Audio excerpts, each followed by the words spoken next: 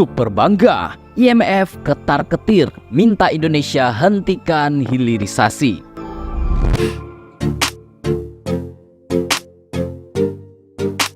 Presiden Jokowi dan pemerintah Indonesia pada umumnya tengah membuat ketar-ketir negara lain dan lembaga internasional akibat program luar biasa yang bisa membalikkan kondisi menjadi sangat mendukung kemajuan Indonesia, namun bisa saja menghalangi kemajuan negara lain.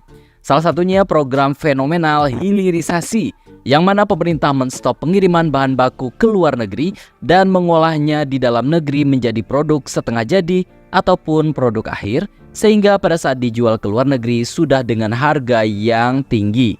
Bayangkan jika kita hanya menjual dalam bentuk bahan baku, Indonesia tidak mendapatkan keuntungan apa-apa, dan nanti malah dibebani karena harus membeli produk olahannya dari negara lain dengan harga yang jauh sekali lebih tinggi.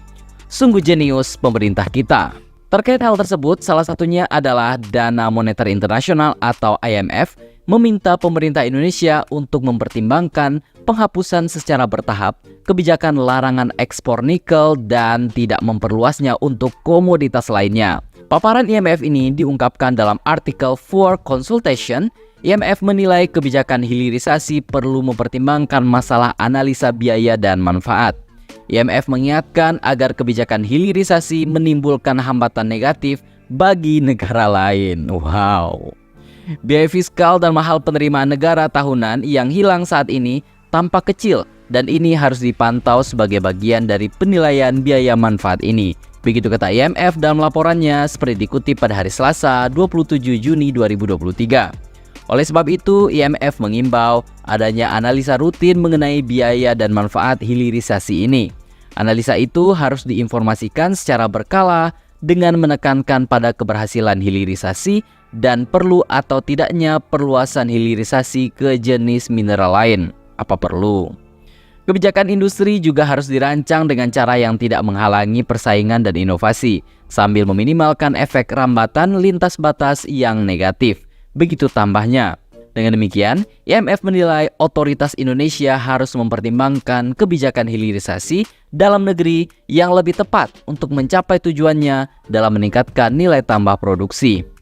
Meningkatkan nilai tambah dalam produksi dengan menghapus secara bertahap pembatasan ekspor dan tidak memperluasnya lagi pembatasan tersebut untuk komoditas-komoditas lainnya. Begitu lanjutnya. Di lain waktu, Presiden RI Joko Widodo telah secara tegas mengungkapkan akan menjadikan hilirisasi sebagai salah satu program unggulan dan prioritas demi meningkatkan nilai tambah komoditas yang dapat dirasakan oleh seluruh masyarakat Indonesia secara luas. Saat ini, Indonesia telah melakukan hilirisasi nikel yang dinilai berhasil memberikan nilai tambah signifikan. Keberhasilan tersebut memicu pemerintah untuk menggalakkan hilirisasi di sejumlah komoditas lain, mulai dari bauksit atau aluminium hingga tembaga dan emas yang diharapkan akan segera diumumkan dalam waktu dekat. Menurut Presiden Jokowi, sumber daya alam kita harus dimanfaatkan secara maksimal bagi kesejahteraan rakyat Indonesia. Kita ingin kekayaan alam negeri ini bermanfaat maksimal bagi kesejahteraan bangsa kita. Kita ingin rakyat di luar Jawa juga merasakan manfaat yang signifikan dari pembangunan yang ada. Begitu kata Presiden Jokowi dalam pidato Hari Lahir Pancasila, seperti dikutip pada hari Selasa 27 Juni 2023. Indonesia telah menginisiasi hilirisasi nikel sejak tahun 2020. Kebijakan ini diklaim memberikan nilai tambah dari hilirisasi nikel mencapai 33 miliar dolar Amerika atau setara 514,3 triliun rupiah di tahun 2022.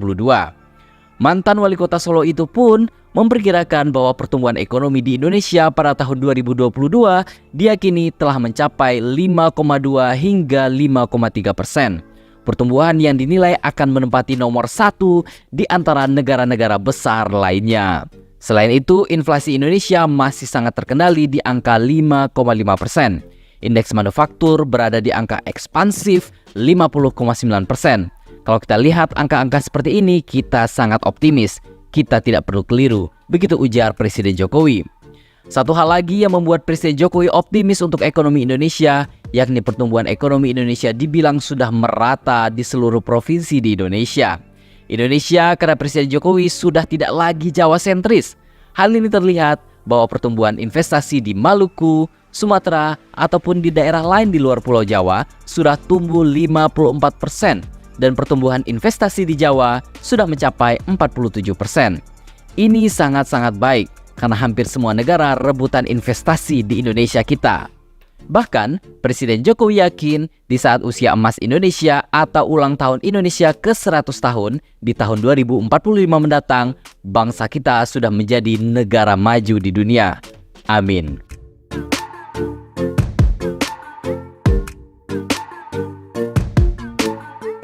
Dari sini kita bisa lihat bahwa kemajuan suatu bangsa sangat tergantung dari kolaborasi dan sinergi pemerintah dan seluruh elemen bangsa. Kita semua sebagai masyarakat punya andil besar untuk mendukung program-program baik dari pemerintah guna memajukan Indonesia menjadi negara maju di tahun 2045 mendatang.